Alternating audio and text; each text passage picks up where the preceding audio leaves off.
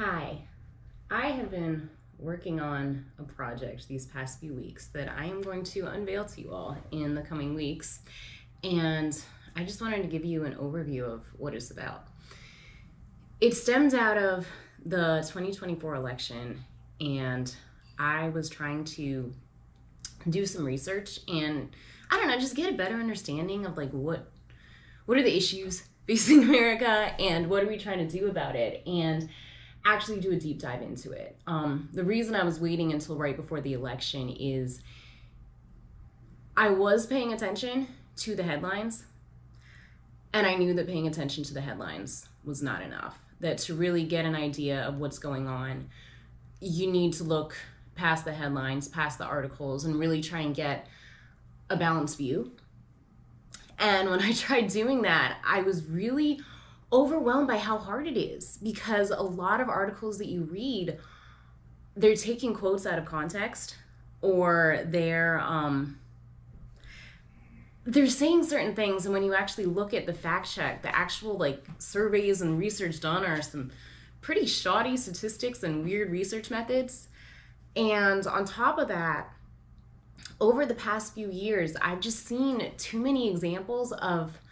certain things being labeled as false or baseless or misinformation, and it later comes out that it wasn't false, but in the meantime, social media platforms were suppressing that information, and people who tried to speak up were getting shut down and fired. And basically, it's so freaking hard to find out the truth. And it got to the point where I just decided I think this is the most pressing issue facing America right now, because the way that you form public policy is you get an idea of what are the facts, and then you have a robust discussion about, okay, what are we going to do about this? And then you figure out the public policy. And if you're not able to really get an understanding of what the facts are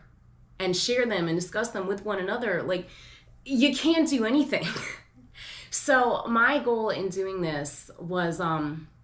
first of all, I wanted to give you guys some actual real concrete examples of times when information was suppressed, or it was labeled false when it wasn't,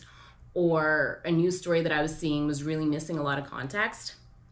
I wanted to sort of walk you through the process of what I found, give you the actual links and everything so you can look into it yourself, and just show you, like, yes, this is a real pervasive problem. And then I also just wanted to hear back from people, because what I've been finding is you can spend hours fact checking like a sentence in an article, and you just don't have time to fact check everything. But the fact checking I was doing was just raising enough concern for me that it made me uncomfortable. And there are people out there that have seen other examples of information being suppressed or labeled as misinformation that turned out to be true, or stuff labeled as true that isn't quite there yet, that there's some evidence to support it, but there's also some evidence against it, or the evidence to support it is a little shaky. That's what I want to hear from everybody. So just to clarify, my goal for this is not really to push any sort of particular political ideology or views, except for the idea that censorship and bias have become a pervasive problem, and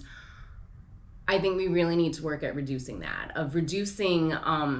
the ability of social media and government officials and journalists to label stuff as false information. I think it is important to mention, that this is the evidence we have, this is the evidence we don't have. A big problem I am seeing is if there is no evidence to support it, that is labeled false, when the fact is just that we haven't looked for evidence yet, which I think is very different from we've looked for evidence and it's not there. And then other than that, I just want to encourage people to really look into things more, because I think you can read the headlines, read the entire article, listen to the whole interview,